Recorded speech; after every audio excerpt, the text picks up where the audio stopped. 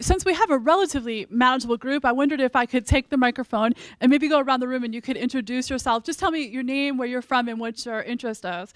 And I know I'm grateful to one of our colleagues who joined us yesterday in a session I was in. So, Hi, I'm Nicole Bennett. I'm from SUNY Brockport, and my role is instructional technologist. thank you. Yeah, thanks. And our colleague from SUNY Fredonia. Yes. Okay. Hi, guys. This is Dr. Singh from SUNY Fredonia. First name is Gurmukh. It is difficult to pronounce for you. I teach. Thank you. Hello. Hi everyone, Kathy Roche from Rockland Community College. I teach online and have been since 2000, and I'm the Division Chair of Business, Professional, and Public Service. Great. Thank you. Thank you so much. Hi, I'm Jill Perrin. I'm Associate Provost here at Potsdam and also a Crane faculty member. Do you want me to pass it back? Sure. Thank you. Hi, Patrice Presco at Cornell University. I'm an instructional designer, and I've been teaching online since 2001. Thanks, Patrice. Hi, Brandon. I'm Brandon Murphy. I'm at SUNY ESF. I work in the outreach office, and my role kind of here is with the support of faculty and online course development. Great. Come back here. I'll come back up.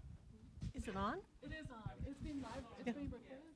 Pat Lupino from NASA. I teach online and I'm chair of the marketing department. Good. Thank you for joining us. Sure. Dale Hartnett from the College at Brockport, and I'm the interim director of the Teaching and Learning Center.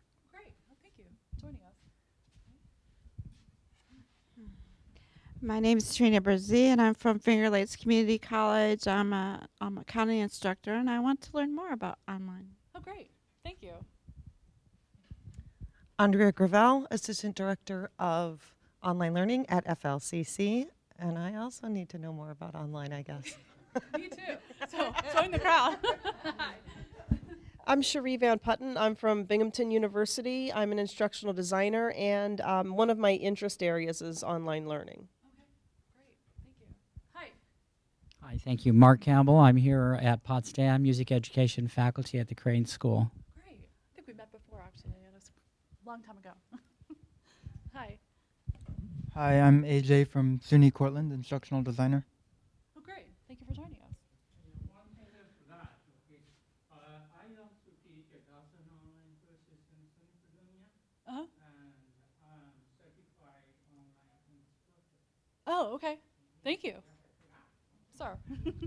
I'm Bill Drumright. I teach American history at Monroe Community College, and I've taught online since 2006. Great. Well, thank you so much. I want to thank you all for joining us. My first slide says thank you, so I guess I'll go back and cue that up. But thank you for taking the time in this conference, which has been incredible, to join us here today. I have a passion for college choice and for students and how they go about choosing a college in which to attend, and also how that equates to ultimately student success and student retention. So I want to first begin by thanking Fact 2, because that group, the group of faculty who are involved at Fact 2 have really kept this item, student success in technology and in distance learning, on top of the provost agenda and on top of our agenda across SUNY. So I just appreciate their attention to keeping this as an important priority item for us. Also, the CIT Planning Committee for an awesome conference. It's been just terrific. To my three supporting researchers at the University of Albany who have helped me through this study and helped me try to look seriously at distance learners and how they go about to choose distance learning institutions in which to study. So I want to thank them, and then all of you, because you're here today and you really took time out of a busy day and an exciting day to be here, and I so appreciate it. So let me tell you a little bit about what we've done. So thinking about the diversification of higher education, it has diversified extremely. As you all know, you're all here. You're all telling me that you're teaching distance education, you're teaching computing, you're teaching distance and accounting and all different disciplines, history. So it's just the traditional university notion is just continues to diversify. And so now we have obviously community colleges, private higher education, distance education, for-profit education, corporate education, hybrid courses, and this doesn't even touch the iceberg. So as you know, we're diversifying. So I really wanted to get to know, as a distance learner, what goes into the choice process and what is the model for college choice of students that decide to pursue a degree via distance. So my first order of business was to go back to the actual tried and true college choice models that are in the literature.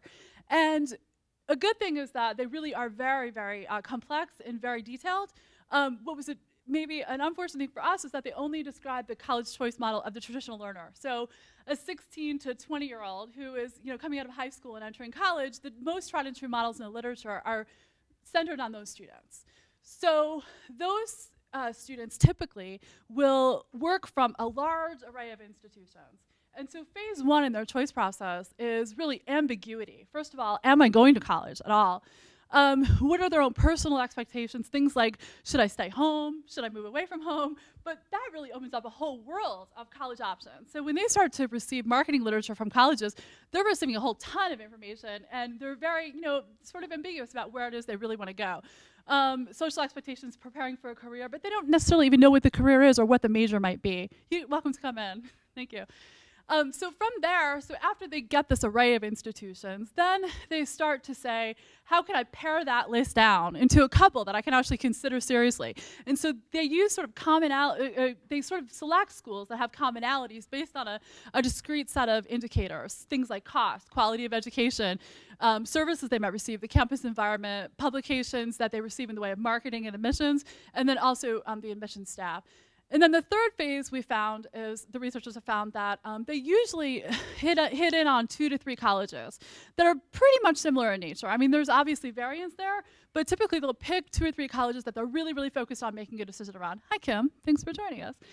And often the decision they make will be around college culture because the cost will be kind of equivalent, the quality will be equivalent, and like I said, there may be variance, but typically they'll look at college culture and they'll get a sense of college culture by visiting the campus and revisiting the campus until they finally select on one that they can that they can relate to and actually enroll in. And many of you may have children who have been through it yourself, and I see some nods. So, so that's typically the way the process goes for the traditional student. And in their decision making goes an array of factors, but all of which have been documented in literature: size of the college, cost, financial aid, reputation, what fields of study do they have, recruitment materials, geographic location, accreditation, diversity, athletics, recommendations from others, family, friends, alumni, and others. So that's basically the list of those factors that have been accounted for in the traditional choice literature when we're looking at traditional students and how they apply for college. But the distance learner is a very different person. It isn't the 16 to 20-year-old, as you all know. Those students that were in the study that I commissioned that were or worked on that were accounted for were actually older students. If they were taking a whole degree at a distance, they're typically older students, many of which are female. The large proportion are female. Most are employed. Most of them have family and other competing responsibilities to college. And this is consistent with data from the NCES, but also there tend to be maybe first-generation baccalaureate degree granted students, so their parents don't have degrees before. So it's a really different population in many ways than the traditional 16 to 20-year-old student and how they pursue college. So I guess from there, I was looking at how do we take the traditional literature and merge it with the distance literature, because I found right away that there aren't a lot of studies out there about college choice of distance learners. And so if we really want to understand that student, we need to be able to first start with the traditional literature on college choice, and then actually look at the distance literature to see what else we might be missing in these models, and also what kinds of things might come out. So I didn't want to necessarily throw the baby out with the bathwater and say the traditional model was inadequate, but I thought we needed to start there and then decide which elements of the traditional model were adequate, and then how we built on that with the distance literature. So I went through tons and tons of distance education literature and found a number of indicators that, although they didn't necessarily speak to college choice, spoke to student satisfaction, quality, and student success in distance education. So you see many of those there: self-paced learning, flexible individualized learning plan, interact with other class members, which is funny because it would almost seem like it would happen in the traditional models, but I think it was taken for granted. So you'll see a lot of these items that were taken, of course they were going to interact with those students, right?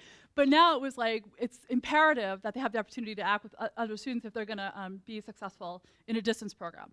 So I took all of these items and from there did a survey of the distance learners. 2 different times. An online survey, students enrolled in baccalaureate degree granting programs because I wanted to be as good of a match as possible to the traditional models, and they were usually baccalaureate degree students who were surveyed. and came up with 2 survey instruments. One I call the traditional college choice scale, which is reflected in the first series of indicators that I shared in the distance college choice scale, which in the second. And then I also looked at involvement with education. How much involved were they in their decision making? Was it quick? Were they very involved? You know, how did they feel about how much time it took them to actually select a college? And then lastly, some personal information and student observations. And this was administered at 2 institutions that granted baccalaureate degrees exclusively at a distance. The first one was basically to find out reliability and validity measures of the tools, the scales, so that I didn't go forward without that. And then the second was actually to look at, you know, what was making them select a distance-based institution. So in the way of some descriptive findings, first I will tell you distance learners were very engaged in the search process. They reported being very engaged. They also had a choice set that ranged from about 4 to 5 colleges. So they weren't just like going to one college and making the decision to enroll there, but instead they were really, really very deliberate about their choice process. They often sought out information and recommendations. 84% said they considered other colleges than the college they selected. Also, only 28% reported considering distance education exclusively. So that was important to me because 72% were saying they were also, you know, the campus-based institutions were also in their choice sets. So it has implications for marketing and for other purposes because if you're a distance education provider, you're not just competing against distance education, you're also competing against campus-based choices. So also what I did was I asked them on a scale of 1 to 5 to rank each of the factors that we had talked about before in terms of how important it was in their college choice decision making. And so 3 and above range from important to very important to extremely important. So anything 3 and above, the students really felt were important in their selection process. So what struck me the most, I think, is that you'll see in there a real range between factors that appeared on the distance learning scale and factors that appeared on the traditional choice scale. So among the top 5 are opportunity to complete my degree and maintain career and work responsibilities. Availability of my major, which is from the traditional scales. Clear guidelines and what is required to complete a degree. College or program accreditation, which is a signal of quality, which is also from the traditional literature. Convenience, college's willingness to recognize my prior experience and award credit. Opportunity to create a flexible learning plan to meet my own individual needs. So some of this, as you know from your students, may not surprise you. But I think what was really important to me was that they really did deliberately think about all of these factors, including and especially the traditional factors, and said you need to meet the basic traditional factors like affordability and academic integrity and academic reputation, and then also give me convenience, give me opportunity to complete my degree as fast as I can, but quality and affordability and many traditional factors were also in that mix. I also took a list of those indicators that fell below 3. So these were the students indicated these were not important in their decision making, and you'll see from that list they're all from the traditional college choice scale. So that was interesting too because I think that it just gave momentum to the idea that the model needs to be updated for the distance learner. One of the points I'll just say quickly, geographic location. In the 2 times that I conducted the study, the first set of students said that geographic location was important. This group of students says that it wasn't important, but when I looked back at their choice sets, almost all had one college that was geographically close to them.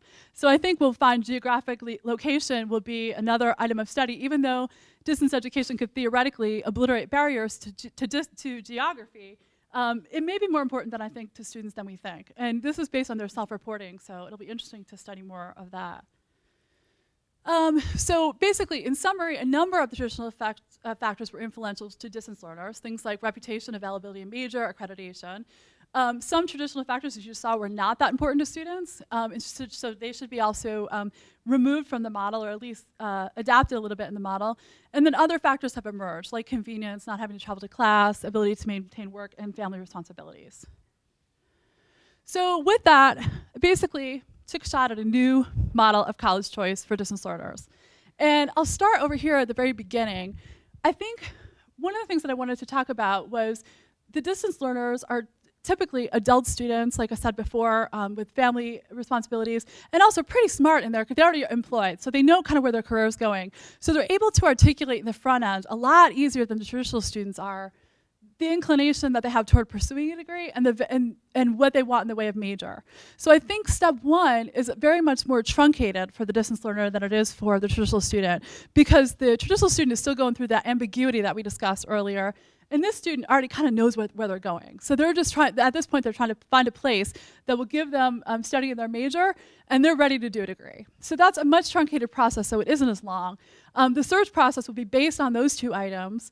And then once they have a set of colleges that they're looking at, which is usually about 4 to 5, so they're not looking at that amorphous group that the traditional student was looking at. They're selecting about 4 or 5. Some are campus-based, some are distance-based. And then from the factors that we talked about earlier, we did a principal components analysis, which looked at what are the commonalities among the factors, so we could group an extensive set of factors into 2 or 3, an extensive group of variables into 2 or 3 distinct factors. So from the traditional choice literature, what the 3 emerging factors were in the principal components analysis were quality of the academic program, extremely important. Things like reputation of the institution, accreditation, all fed into that factor. Factor B, affordability. So cost, availability of financial aid. Was this in my cost range? Also very important. And the third thing was perception of student experience, which I'll talk about in a minute. But the students in the study really reported that if they were going to select a college, they wanted to have a student experience there. So I wanted to know, when we get to my last slide, which is next, what that means to you. And how do you go about showing a student, a prospective student, a student experience at the college. I was looking at many distance-only websites that actually show brick and mortar. They show photos of their campus. Or those that are completely distance-based will show photos of their graduation ceremony, but some way to show them that there's going to be a student experience at this college. On the distance learning college choice scale, 3 factors also emerged, and they were flexible and convenient program structure. The word convenient became kind of nebulous, I think, and it could be defined many ways, but they really wanted flexibility as much as possible and a lot of services or infrastructure options to meet their own needs. Social dimensions of learning that are consistent with traditional environments. So they were looking for things like, what is the level of interaction with faculty? How much feedback was I going to receive? What is my opportunities to interact with students one-on-one? What about group work? And so there was a lot of things that really looked like a traditional environment that they wanted on the distance side that would be offered to them through technology. And then I think demonstrated responsiveness to students' individual needs and expectations. So they were looking at their own career opportunities and how could they see themselves at this school and what kind of individualized services would they be able to receive, even at a distance, that would help them to meet their own personal and professional goals. So those are the main things that kind of guide choice for the students, and then they ultimately select the pathway to enrollment. And I think it's so important because we know from studies from Tinto and before him that recruitment is so integral to retention. So when the student finds the place that they can succeed at, that really does impact retention and ultimate persistence and degree of completion. So these set of 6 factors were most important to the student in choice. And so I'll end, before I turn it over to discussion, with some of the implications of the study and the new model. And I really do want your feedback and I want your thing, because you're with these students every day. And so I'd be interested to see what are your best practices and strategies for helping these students to achieve success in the long run. Well, I guess I would start with recruitment, admissions, and marketing. As we talk about recruiting these students, there's a couple of things that come to mind.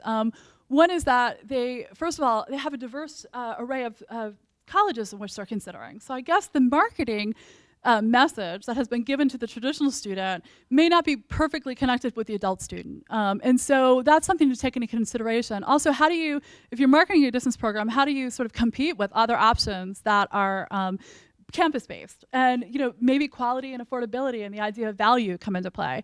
But the messaging is very different, I think, for these students, although they still do, as I described, respond to some of the traditional factors. So those kinds of things that are interesting to balance. Student retention. So if we know that they're looking for a personalized learning experience and they're looking for quality and they're looking for convenient, flexible degree plans, how do you deliver all that so that the student will continue to persist for a degree? And I was curious if you could share with me examples of how you actually materialize that. I mean, how do you help these students to actually feel like they can not have to travel to class, do work on their own time, but still meet all the requirements they need to complete their degrees? Importance of academic quality, I just think, is key, because it seemed to be something that they would not they would not let go of. That was of utmost important issue for them in both studies, was academic quality. So that's very interesting as we think about the diverse array of distance and other kinds of providers. I didn't look in this study specifically at profit versus nonprofit, but that would also be an interesting thing to look at. But I will tell you that many of the for-profit institutions that we all know appeared in their choice sets. So they were tending to decide between profit and nonprofit. And so, what are the indicators of quality that they should be looking for as they, look at colleges in which to enroll?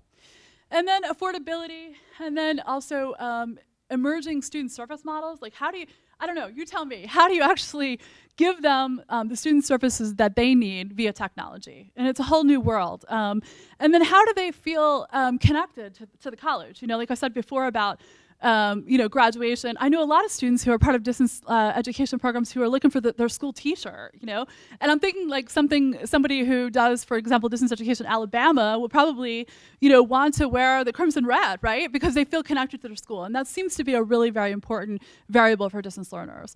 And then lastly, my question for future research is, what about broader applicability? I was curious to know, it seems like it's a good model for distance learners. It was adapted from the traditional choice literature, but are these also things that traditional learners want? Traditional learners who are now looking at hybrid courses and the use of technology to gain convenience, but also be still beholden to the traditional models of academic quality and affordability and culture. So with that, I wondered if I could turn it over to you a little bit, and maybe you could share with me some ideas, strategies, or reactions. Yeah, I'm going to give you the mic so we can get you on the camera. Thanks. One question I have, I think it involves more demographics. In terms of the group that you're studying, numbers-wise, is that increasing faster than the 16 to 20? If it is, what implications would that have for models in which basically a financial model of number of colleges is basically based on a traditional, you're either going 4 years a place or you're going 2 and you're going 2. If this cohort is growing, what implications might that have then for basically how we pay for education? I'm glad you asked that question, because when I first got introduced to this, I got excited about the quote-unquote explosive growth of distance learners. But when you really look at the numbers, I don't think it's explosive as maybe the media sensationalism is around it. So I think that there's been slow growth, but it might have even lagged off the last couple of years. And also people are now coming up with all kinds of new hybrid models and other things to offer that students aren't necessarily taking a completely exclusive distance-based degree, but are also doing a mix of classroom and non-classroom based. So that goes back to, I love the theme of this conference was with students at the center, because I think students need to find out how they learn the best, and how they're the best learners. And I think we're finding more of a mix today than we are exclusively distance, even though when distance first started to emerge, it looked like it was going to explode. But back to your plan about the business model, I would say that colleges should be judicious in that, and not necessarily put all their eggs in the distance learning basket, because I'm not sure that it's going to be exclusively distance, or if we're going to be seeing more of a hybrid like we're seeing today. So that's a good question, because I got caught in that trap at the beginning too, so thank you. Other questions, ideas? I mean, how do you work with your students? Kim, especially with Open SUNY, I mean, you must have so many recommendations. So first of all, I feel like we need to have lunch.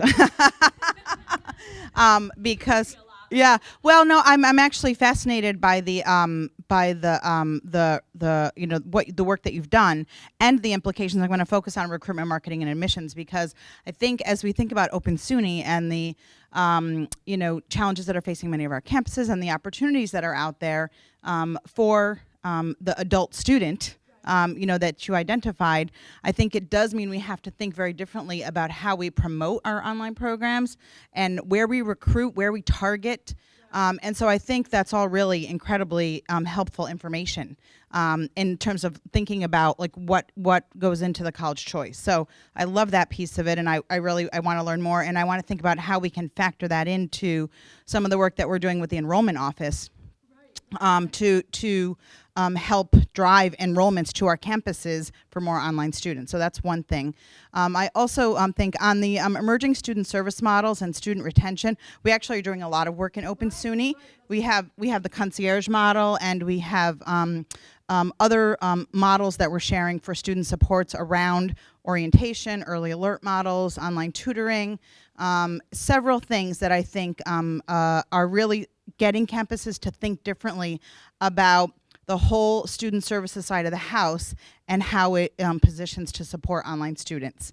So I think we have some interesting things to share there as well. So I could talk about all those areas, but those are the two I wanted to focus on. And thank you. Thank you. I just appreciate the feedback because I'm trying to learn as much as you are. So thank you, because you're with your students day in and day out and you really know them. And so the more that you can help to inform the model, the happier I am. I'll come back. I'm going to go there and then come back to you. Thank you. I'm relatively new to the SUNY system. I just started at Brockport this past December. But my past experience is working for a for-profit university, exclusively distance learning with adult students. And one of the things our students respond the most to is a very strong and informational online presence. So before they even talk to somebody, they want all of the facts up front from online research. They trust information online more than they trust talking to somebody. It is very bizarre, but that's what they respond most to. And then on top of that, one of the things that we had started to develop was literally a virtual tour, if you will, of what the student experience is like in way of this is what the enrollment process looks like, this is what the application process is like, these are the specific people who you'll be working with, these are the expectations, and this is how we assist with financial aid, all the nuts and bolts associated with that. And then even getting right into this is what your first class looks like. Let me give you a tour of what the first class looks like. You can go in and see the assignments, you can go in and see how faculty respond, and then for those students who declared a major, they had an opportunity to hear interviews and conversations with faculty who are predominant in the program they want to go into, even department chairs or deans and things of that nature, of what they value, how they're supporting academic rigor and things of that nature. So being new to Brockport, that was one of the things that I mentioned in my interview, is having that strong presence of giving that student all that information and that experience before they start reaching out, because they do look at all of those things that you've mentioned, and that gives it to them up front on their own time on top of it, because they're usually doing their research when the kids are in bed. Right. No one's on campus. So that really helps a lot. So that's just my 2 cents. You know, one of the elements that I found in the impacts of success for those distance learners was clear requirements for program completion. And it took me a while to get used to that. I didn't know what that meant, you know? So, but you're right. I mean, so it's much, and you're right, they're doing it at midnight. So it's like, you know, they want to know right away. And they're also savvy. So they know what they have, where it fits in, and what else they need. So thank you. Thank you. Yes. And you had the question about the software, how do they get the software? Actually, we teach 5 courses in SUNY Fredonia. They are all online. So over there, we use a software by Microsoft company. It's called Studio, the Visual Studio. So students can buy the Visual Studio for $10 from the system administrator in the department. In addition, if they want to take a course on Microsoft Office, they can buy it online. Okay, for 90 days it is free, and the course only runs for 5 weeks. Okay, so yeah, it is possible to beat those things. Okay, I just give them the link to the website from where they can download the software free. You just have the web search, it is possible to find a lot of free stuff there. Even some of the books you use, students can also download the PDF copy of the book. In addition, they can also buy the book in e-form. Okay, e-copy of the book is much less expensive in comparison to the printed copy. So those things I tell them, I communicate with them very oftenly. My courses are open 24 hours, 7 days a week. Okay, any email that comes, I reply within 1 hour, so that the students are all the time engaged. They know even if they have the difficulty, I do have the access to their cell phone numbers or the phone numbers. I call them, I tell them that if you want to talk to me, see my face, you can go on Skype, and this is my address on Skype. So keep them engaged. Yeah. Okay. You know, that's a great point, because even in the students that I surveyed, 2/3 of the students had prior experience with technology. 1/3 didn't at all. And as you know, technology changed so rapidly, how do we translate that into things that they need? Geography didn't play a role. Right, interesting and to me. I would really take that with a grain of salt, because one, that's going to co-vary on a price point if they're looking at public institutions, that as soon as you hit a state line, That's right. you're potentially facing a big jump. That's and right. So even though they may not be thinking of it that way, Right. that may actually co-vary with geography. But the other thing is that, like, some of these companies like 2U that's starting to put together these programs, these sort of portfolios of different university programs, really seems to have this sort of regional effect, that they're going to get a Syracuse University for Right. this sort of Mid-Atlantic region. They've got UNC Chapel Hill. Right. And so that there is a regionality that it may not be a conscious sort of thing. And so if they're just doing a survey to That's geography, right. they may not register that. But that also doesn't mean that they're not looking That's right. that far out, other than maybe like Stanford. It's, you know, other than huge name recognition, that there probably is Right, something else right, that's right. not going to get captured in just an opinion about I geography. agree. And so when I looked at the choice sets, like I told you, almost every choice set had a school or a college that was in their region, you know? And so it was kind of, that's why I pointed that out, because I agree with you. And so I think we need to tease that out a lot further. But because it was particularly interesting to me, just because distance education, when it first came out, back to your point, was supposed to be, you know, changing the way we look at geography. And I'm not so sure that it is entirely anymore. And maybe the new providers are even changing the way we look at geography even more. So thank you. Yeah, sure. And then Patrice, I'll let you close. No, go ahead.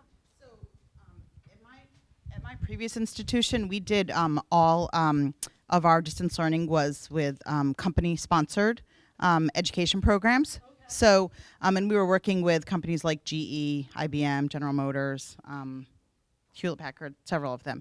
And they had national presence, and they were looking at providers that aligned with their corporate educational needs. So, and actually most of that was also at the graduate level. So it became a question of availability of programs. So back to your point of, is the academic program available? And I think as you get more specialized, that academic program availability becomes more important than geography.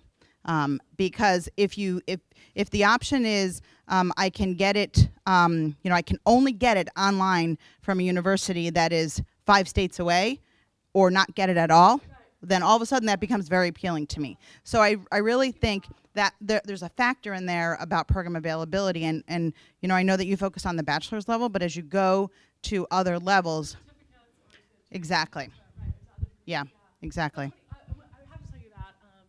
The faculty that I was working with at the University of Albany, they said the first time that we administered the study, I didn't put that in there, availability of the program. I thought it was obvious. And we fixed it. So there's a value of doing it the first time. Patrice, last words. Thank you. I was just going to comment, you know, we were talking about the use of virtual tools, and I think that makes a huge difference if faculty include them in their online courses as far as, you know, engagement and retention. And another piece that we've been looking at, we recently developed 6 online courses for high school students in China.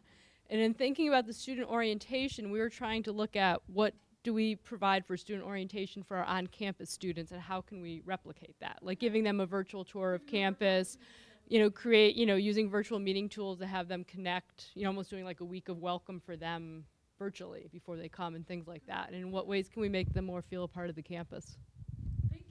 Thank you all so much. We're out of time. I think we could go on for hours. Thank you. I want to learn more from you. My email address is jill.lansing@suny.edu if you have any other recommendations, ideas, or any other advice. So thank you very much. It was a pleasure to spend this last half hour with you. Thank you again. Thank you.